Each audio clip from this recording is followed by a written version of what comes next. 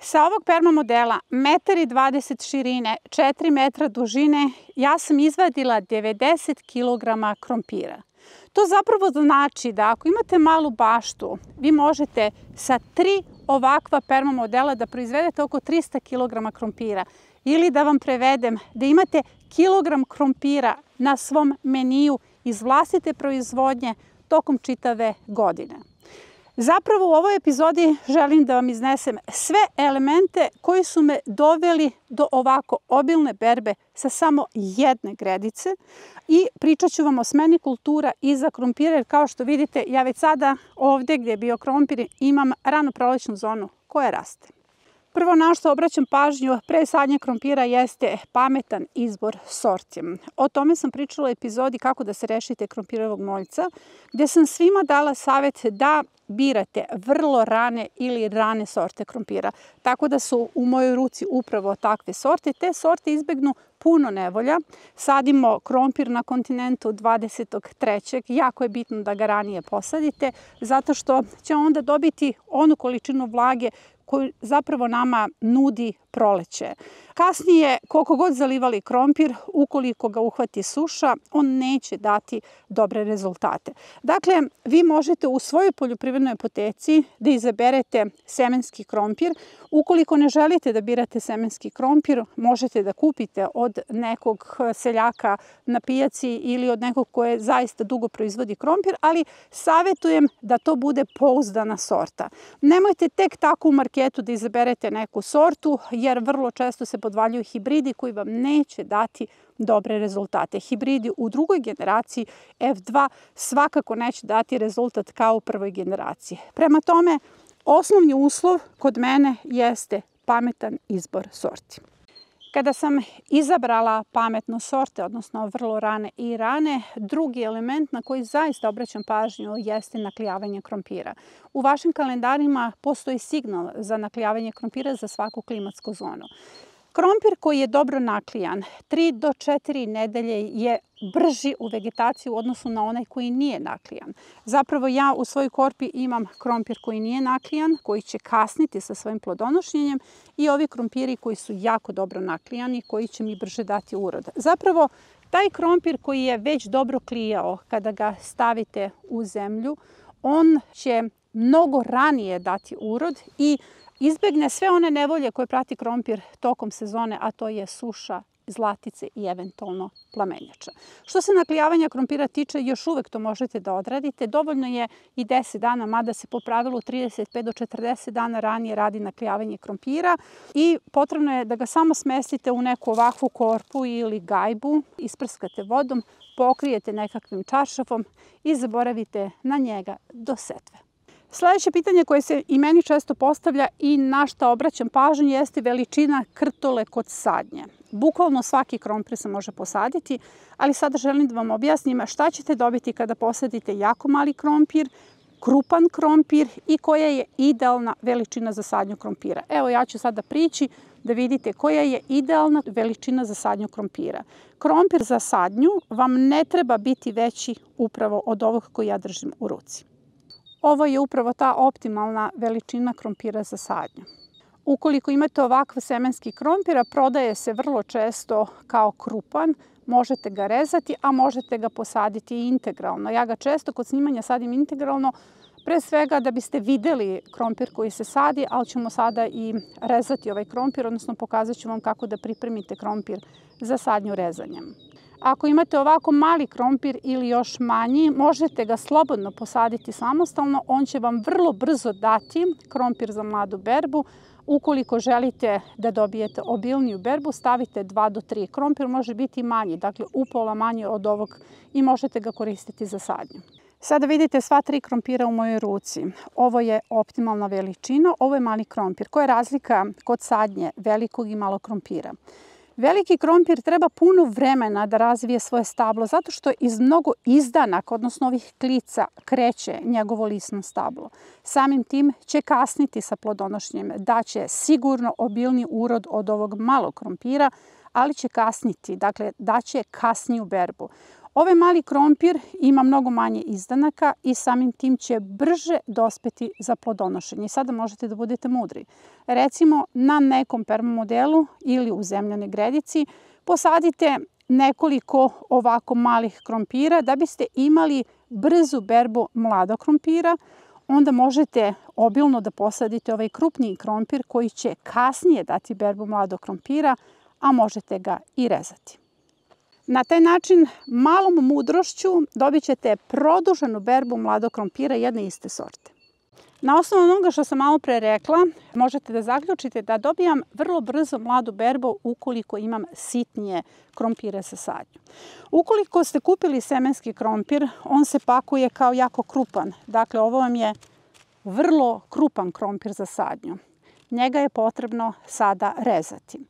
Krompir režem u sledećim slučajevima. Ukoliko nemam dovoljno krompira za sadnju, a želim da ga posadim više, ili ukoliko nemam sitniji krompir, a želim bržu berbu mladog krompira, tada će jedan komad ovog krompira da se ponaša bukvalno kao onaj mali krompirić za sadnju koji vrlo brzo plodonosi. Sada ću vam pokazati kako ćete i kada rezati krompir za sadnju. Što se rezanja krompira tiče, imate različite informacije o tome na internetu, pa onda vam neko kaže da ga je potrebno rezati na pola. Ja ga režem na više delova, zato što svaki ovaj mali izdanak se koristi kao jedan krompir za sadnju. Evo, kada vidite ovaj veliki semenski krompir, možete vidjeti da imam jako mnogo komada krompira koje ću izrezati. Bukvalno svaki ovaj izdanak mi je jedan komad. Krompir za sadnju režemo 5 do 6 dana, optimalno čak 10 dana pre same sadnje. To znači da ako mi 20. marta sadimo krompir, bukvalno sada bi trebalo da ga izrežete pred sadnju i mora se osušiti svaka ta rana ili uvaljati u pepeo. Zato sam u ovu kutiju sipala pepeo i pokazat ću vam sada kompletan postupak rezanja. Ja ću ga izrezati na pola i sada pratim svaki ovaj komad. Vidite, ovde već imam jedan izdanak. Ovo će mi biti jedan komad za sadnju. Ovde pratim još potencijalnih izdanaka. Ovo će biti drugi komad za sadnju. Ovde imam još jedan izdanak. Dakle, na internetu ćete pogledati da neko na pola reže krompir. Po meni to je zaista malo. Potrebno je na više komada izrezati taj krompir. Evo vidite. Izdanak, izdanak. E sad ovde, on je malo sumnjiv, ali evo ovde će se probuditi ovaj izdanak. Sada kada sam izrezala krompir, potrebno je sve ove rane dobro osušiti. Dakle, ne možete da izrežete krompir pa da ga ubacite u zemlju ili permamodel. Krompir je potrebno, ukoliko žurite, uvaljati u pepeo, vidite kao što to ja radim, i pustiti da se osuši.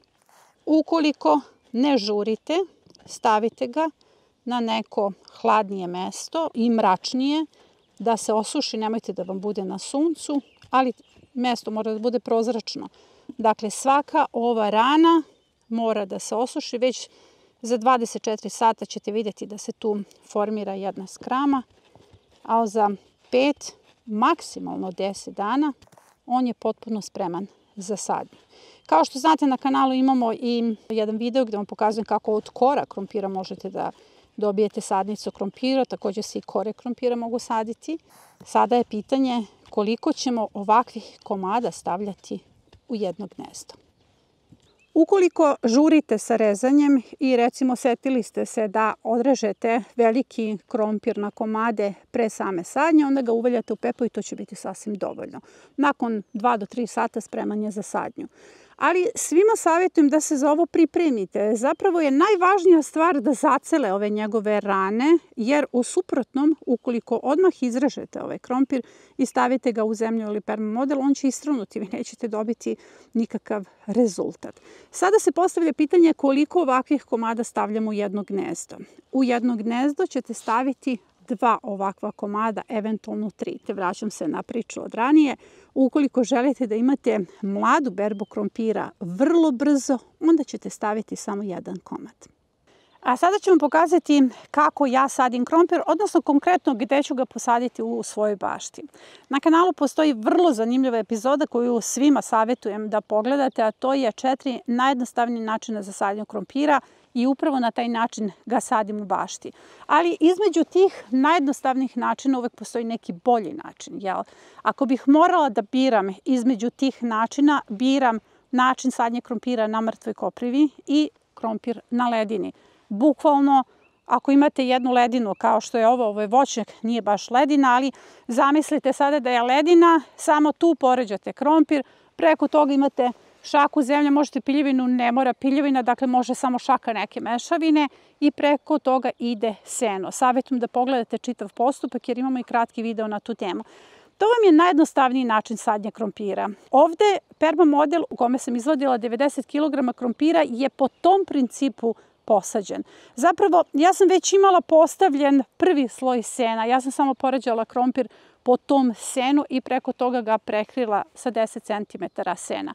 Kada imate 4 najjednostavnije načina sadnje krompira, vi zaista možete da radite kombinacije, jer svaki od tih načina je i jednostavan i efikasan.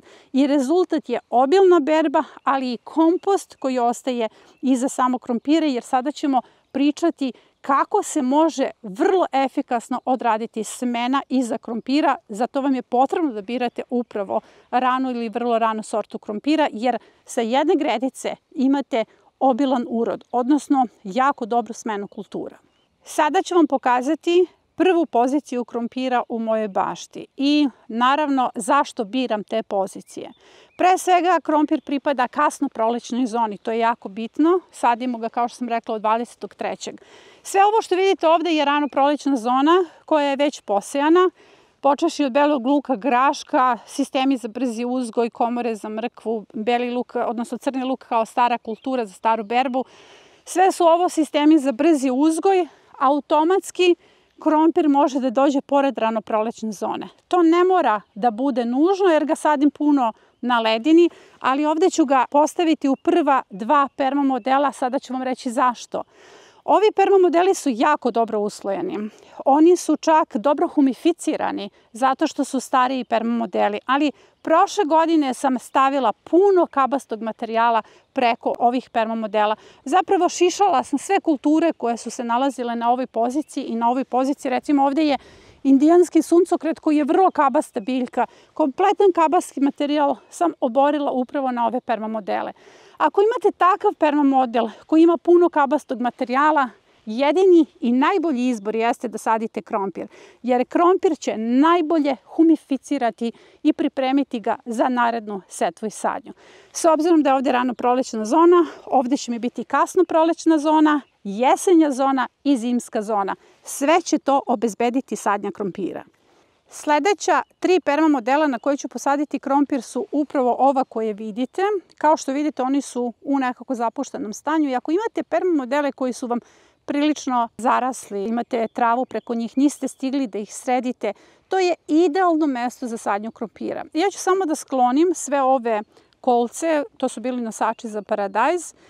Samo ću da spustim krompir preko ovih perma modela, stavit ću preko 10 cm sena i na taj način ću završiti sadnju. Nije samo što ću ja završiti sadnju krompira i što će krompir ovde obilno da rodi, već neću izgubiti puno vremena za sređivanje ovako ipak malo haotične situacije. Krompir će sve to da odradi sam i umesto mene. A vidite kako je ovaj perma model prerasla pirika i upravo tu ću samo da položim krompir i preko toga ću staviti 10 cm suvog sena. Na taj način ću rešiti problem i sa pirikom.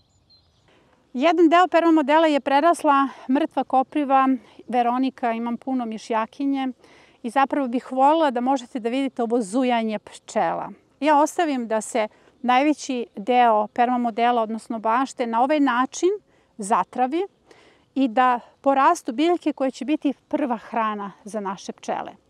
Ali nakon izvesnog vremena ja ću ove permamodele iskoristiti upravo za sadnju krompira. Prema tome, ja ovde ništa neću preduzimati posebno, samo ću spustiti krompir i to je upravo u toj epizodi 4 najjednostavnijih načina za sadnju krompira. Jedan od meni najefikasnijih načina jeste upravo sadnja krompira na mrtvoj koprivi. Zato što je mrtva kopriva dobar resurs za kalijum i na taj način obilno hrani krompir.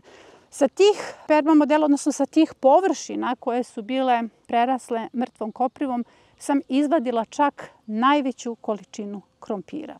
Ovde ću samo da poređam krompir ovako, preko toga 10 cm sena, mrtva kopriva prerasta u hranivo i samo nadograđujem krompir, izvadim obilnu količinu plodova. Za 10 do 15 dana sve ovo što vidite iza mene biće posađeno krompirom. Možda se nekima od vas čini da su ove gredice koje ste malo pre videli u jako zapuštenom stanju i možda će neko biti uplašen recimo kad se sretne sa takvom gredicom jer neće znati šta da radi s njom. Zapravo njihovo stanje je idealno za sadnju krompira.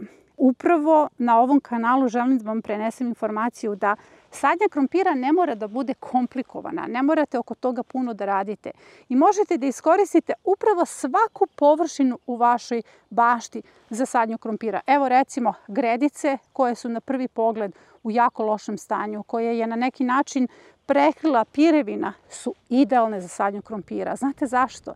Pirevina je resurs za silicijum. Silicijum podiže imunitet krompiru na plamenjaču. Na taj način ja sam dobila 2 u 1. Rešila sam problem sa tom gredicom, ne moram kod nje puno da radim, posadila sam krompir i dobila sam krompir sa mnogo jačim imunitetom na jedan od najvećih problema kod uzgoja krompira, a to je plamenjača. Do sada ste mogli da steknete utisak da biram vrlo ranu ili ranu sortu krompira zato što je obilna berba, zato što je ranija berba i taj krompir izbegne puno nevolja u bašti. Ali zapravo sada ću vam pokazati i treći razlog. Ono zbog čega biram vrlo rano i rane sorte krompira jeste smena kultura iza krompira. Jer krompir me nužno vodi u jesenju zonu, a jesenja zona u zimsku zonu i na taj način imam čak 2 puta veću berbu, odnosno 2 turnusa više na jednoj gredici. Prva smena u mojoj bašti iza ranog krompira. Dakle, ovo je krompir u 4 reda posađen. Smena je jesenja zona. Imam setvu niske boranije, ubacivanje salate iz majskog rasadnika, setva graška, direktna setva, cvekla iz majskog rasadnika, mlade luk direktna setva i direktna setva mrkve. To je jesenja zona koja kasnije prelazi u zimsku zonu. Druga smena kulture iza ranog krompira je kompletan jesenji brzi uzgoj, a ovde može da dođe i rotkvalent. Jesenji brzi uzgoj i rotkvalent vode vas u zimsku zonu. Tu su vam spanać, rotkvice, rukula, mladi luk, salate i tako dalje. Imamo snimljene epizode pa to možete da pogledate. Treća smena kulture, iza ranog krompira ubacujem tikvice. U pitanju je drugi turnus tikvica, a iza tikvica nam obavezno ide zimska zona. Zimska zona popunjava se iz julskog rasadnika. I naravno, iza krompira sadim ponovo krompir, bukvalno krompir koji izvadim, ubacujem, odnosno ostavljam u isti permamodel ili u istu gredicu i iza tog krompira naravno ide ponovo zimska zona. Ovaj krompir će dospeti za berbu u oktobru. I sada smo došli do kraja epizode. Nadam se da vam je epizoda bila korisna i da ćete primeniti savete. O svemu ovome ću pisati mnogo detaljnije u novom nedeljniku. To je nedeljnik broj 22 i podsjećam vas da je nedeljnik potpuno besplatan i da dolazi na vaše e-mail adrese jednom nedeljno ponedeljkom u 10 časova. Ukoliko ste još uvek niste prijavili za naš nedeljnik, to možete da uradite putem linka koji će se nalaziti u komentaru ispod ove epizode. Do naredne epizode vas pozdravljam.